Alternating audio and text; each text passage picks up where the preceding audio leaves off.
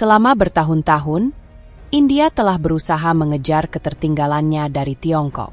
Strateginya adalah memperkuat kerjasama dengan negara-negara Barat dan bahkan menganggap Tiongkok sebagai pesaing terbesarnya.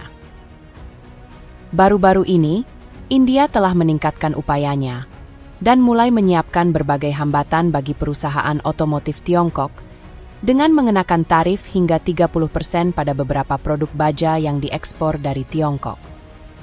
Menghadapi tindakan India ini, Tiongkok tentu tidak bisa tinggal diam.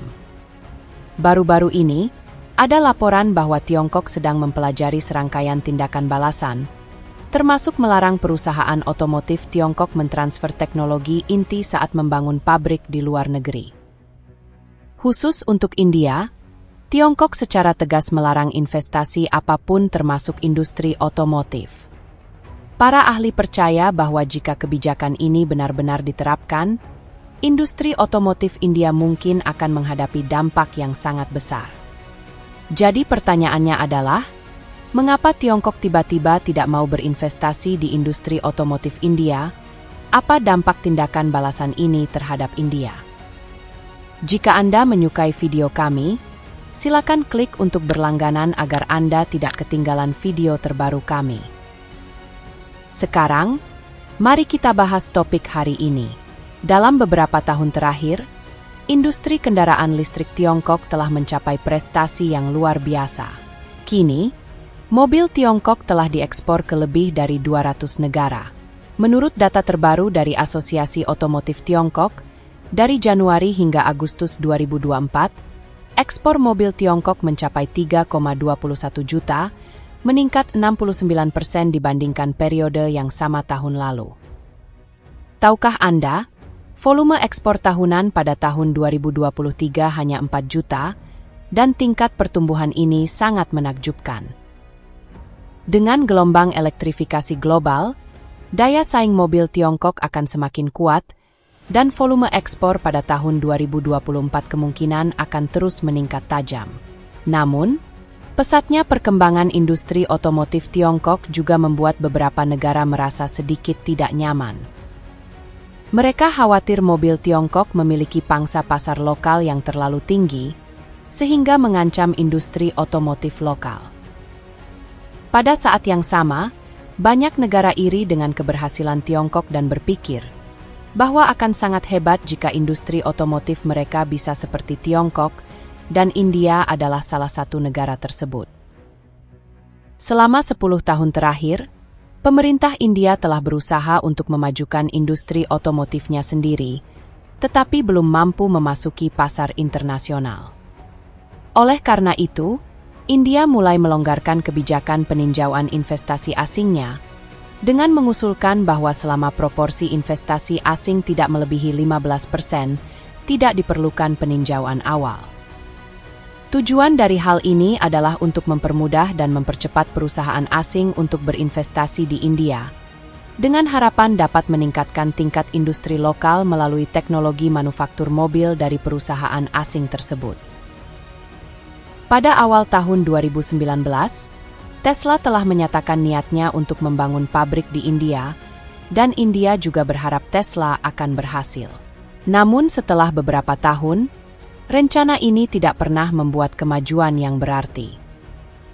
Beberapa ahli menganalisis bahwa Tesla menyadari bahwa jika benar-benar berinvestasi dalam membangun pabrik di India, mereka akan menghadapi serangkaian pengawasan yang ketat dan potensi denda.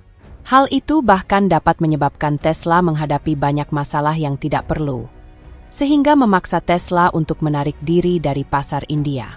Oleh karena itu, Tesla tidak pernah berani untuk benar-benar memulai proyek ini. Tentu saja, selain Tesla, raksasa mobil listrik Tiongkok BYD juga berencana untuk berinvestasi 15 triliun rupiah di India pada tahun 2023 untuk membangun basis produksi mobil yang besar. Namun pada akhirnya, usulan ini ditolak oleh pemerintah India dengan alasan keamanan nasional. Yang lebih menarik adalah bahwa India tidak hanya menetapkan hambatan dalam persetujuan, tetapi juga mengharuskan BYD untuk berbagi teknologi inti sebelum membangun pabrik di India. Dalam hal ini, BYD tentu tidak dapat menerima kondisi ini dan akhirnya membatalkan rencana investasi. Sebenarnya, mungkin ada beberapa alasan yang lebih dalam di balik penolakan India terhadap investasi ini.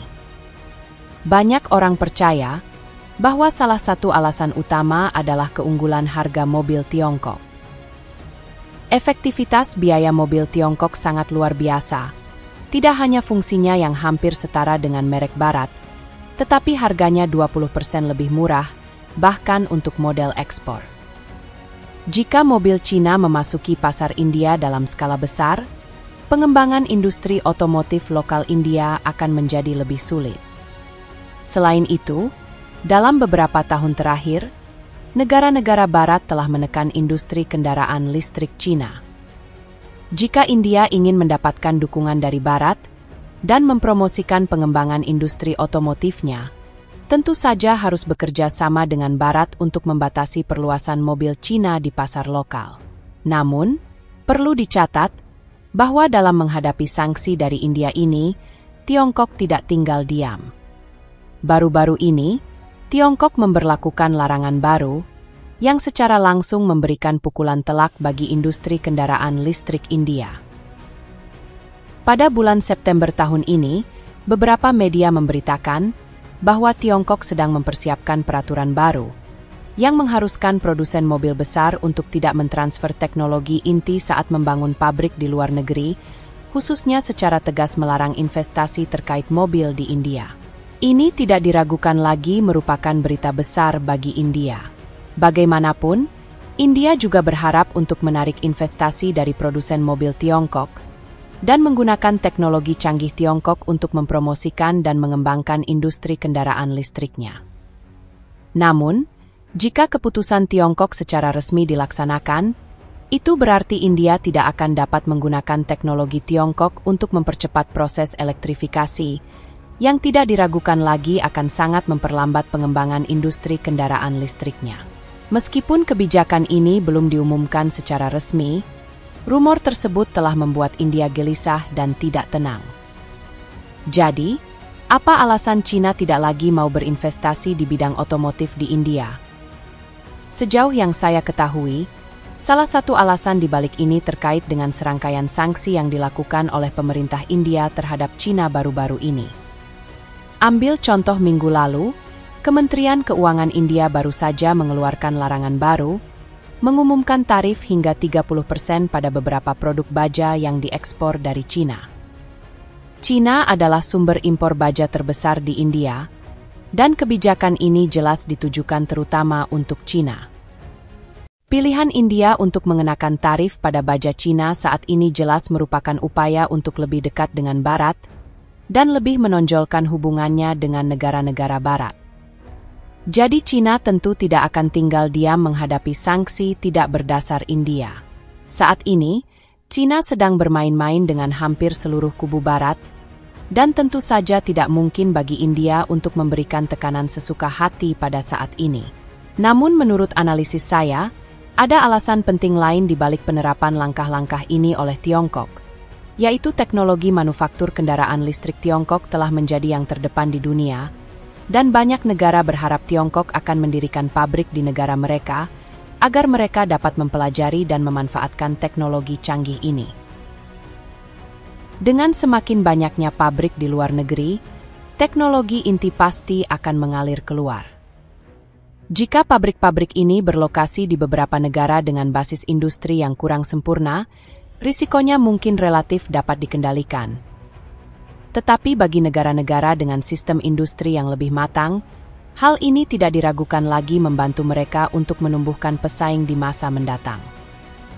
Hal ini jelas tidak aman bagi pengembangan jangka panjang industri kendaraan listrik Tiongkok.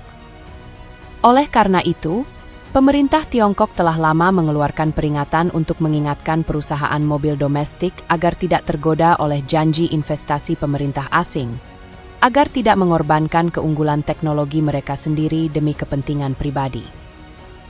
Faktanya, situasi serupa telah terjadi di India. Pada awal tahun 2017, SAIC Group asal Tiongkok menjadi perusahaan mobil Tiongkok pertama yang mendirikan pabrik di India. Saat itu, SAIC mengakuisisi pabrik Halol milik General Motors di India dan mengubahnya menjadi SAIC MG India dengan investasi sebesar 6,8 triliun rupiah. Tindakan ini segera menarik perhatian JSW Group, perusahaan lokal India. Dengan dukungan pemerintah India, JSW Group secara paksa mengakuisisi saham SAIC MG India melalui akuisisi dengan harga murah.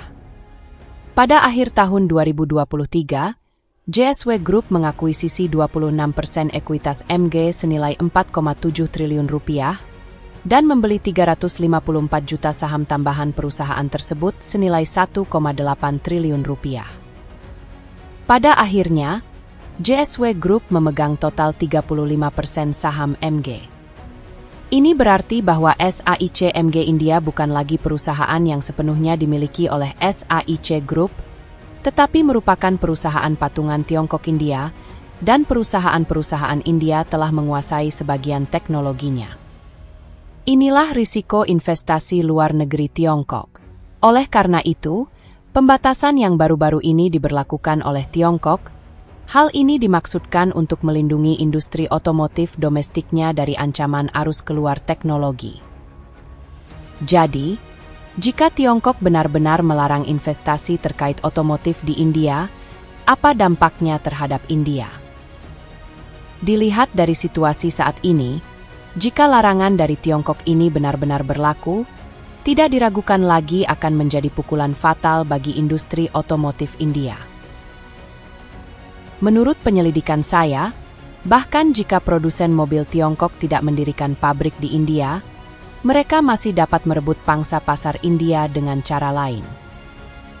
Pada bulan Agustus tahun ini, BYD secara resmi mengumumkan bahwa mereka akan menghentikan rencana investasinya di India dan sebagai gantinya, memutuskan untuk berinvestasi 15 triliun rupiah di Pakistan untuk membangun pabrik mobil yang diharapkan akan selesai pada paruh pertama tahun 2026.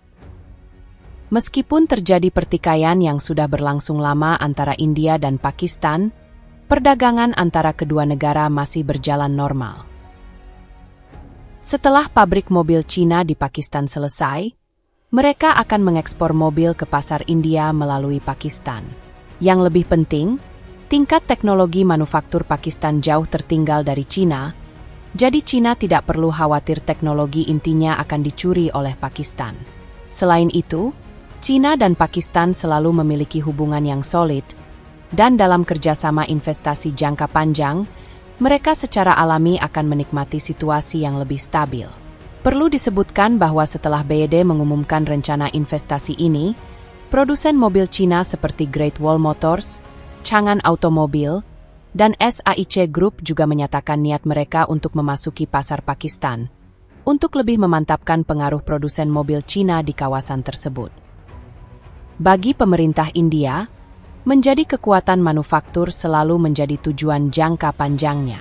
Namun, untuk mencapai tujuan ini, perlu mengandalkan pemerintah untuk membuat terobosan besar di bidang terkait.